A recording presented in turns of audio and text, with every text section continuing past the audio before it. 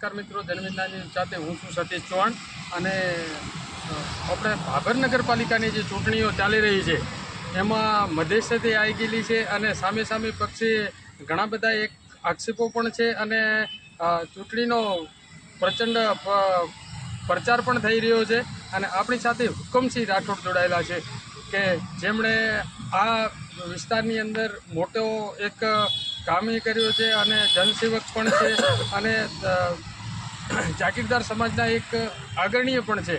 અત્યારે હુકમસિંહ, કોંગ્રેસ પાર્ટી જે આક્ષેપો કરી રહી એ બાબતે તમે શું કહેશો? પહેલું તો જે કોંગ્રેસના અત્યારે કોંગ્રેસના 24 ઉમેદવાર જે એમને ઉતાર્યા છે, પહેલું તો વોર્ડ નંબર 3ના જે ઉમેદવારો છે ને, મેં મીડિયા દ્વારા મને જાણવા મળ્યું છે કે એ લોકો અમારી માથે એક વગડી કરી છે. કઈ બાબતે તમને મીડિયા દ્વારા કહેવા માગું. એમને એવું કીધું છે કે ભારતીય જનતા પાર્ટી અને ભાજપના જે આગેવાનો છે ને, વોર્ડ નંબર 3માં કોંગ્રેસમાંથી ઉમેદવાર લઈ અને લડાવવા પડે છે. એમના જોડે તો કોંગ્રેસમાં નેતા નથી, તો એમના જોડે ઊંધા ચશ્મા હોય, એમને પહેલું અભ્યાસ કરવો જોઈએ. હવે જે લોકો કહેવા માગે છે ને વોર્ડ નંબર 3ના જે ઉમેદવાર, તો એમને જવાબ આપવા માગું છું કે તમને ખબર નહીં હોય કે 5 નંબર વોર્ડની અંદર ઠક્કર સમાજના આગેવાન વિનોદભાઈ ઠક્કર ભાજપમાં ટિકિટ માગી હતી અને ભાજપમાંથી તમે લઈ જઈ અને 5 નંબરમાં તમે ઉમેદવાર કર્યા છે, તો તમારી જોડે નેતા નથી, તમે એટલે તમને અભ્યાસની કોઈ ખબર નથી, એટલે તમે ઊંધા ચશ્મા પહેર્યા છે. ખાસ કરીને અત્યારે કોંગ્રેસ પાર્ટીએ જે ઊંધા ચશ્મા પહેર્યા છે એ તમે સ્પષ્ટ કર્યો છે અને કોંગ્રેસ પાર્ટી અત્યારે જે પ્રચાર કરી રહી છે અને ડોર ટુ ડોરી પણ કરી રહી છે, તો કેવો તમારો એમના ઉપર વજન છે અને શું કરશે આ બાબતે?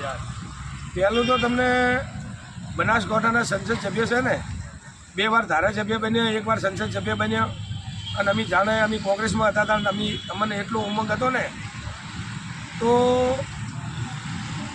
મત વિસ્તાર મારો એમ કહેતો હતો કે તમે સંસદ સભ્ય જોડે ભાભરનો વિકાસ કરાવો, આ કરાવો, પણ એમની ભાભર શહેરની અંદર સંસદ સભ્ય હતા તાણે અને ધારાસભ્ય હતા તાણે કોઈ દાડો સંસદ સભ્ય ભાભર શહેરની અંદર એક ઈટ મેલી નથી.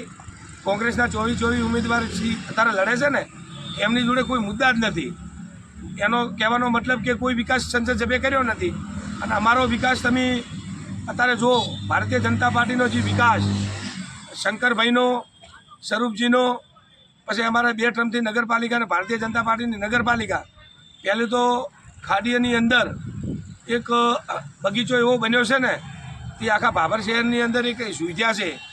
એની પછી અત્યારે દીવદે 3 રસ્તાથી રાધનપુર 3 રસ્તા સુધી અત્યારે રોડનું કામ ચાલુ છે. વાવચક્રથી મોડી અને વાવ રોડે પણ એક રોડનું કામ ચાલુ છે. એના પછી પ્રધાનમંત્રી યોજનાના ભાભર શહેરની અંદર 55 કરોડનો નગરપાલિકાએ મકાન આપ્યા છે. અને કોઈ કોંગ્રેસના 24 ઉમેદવાર છે ને, અહીંયા ભાઈ કોઈ મુદ્દો નથી, અહીંયા ભાઈ કોઈ સંગઠન નથી, અહીંયા ભાઈ કોઈ ચીજ જ નથી. અને પબ્લિકને ખબર છે કે કેન્દ્રમાં ભાજપની સરકાર છે, ગુજરાતમાં ભાજપની સરકાર છે, તાલુકા પંચાયતમાં ભાજપની સરકાર આવવાની છે, નગરપાલિકામાં ભાજપ આવવાનું છે. તો હવે અહીંયાનો મત બગાડવાનો કોઈ મતલબ નથી. અત્યારે સંસદ સભ્ય ના કરીતા હોય તો પાલિકાના આ ચૂંટાવાના નહીં કોંગ્રેસના, પણ ચૂંટીને કરે શું જાય? સંસદ સભ્ય કોઈ ના કરી આ કોર્પોરેટ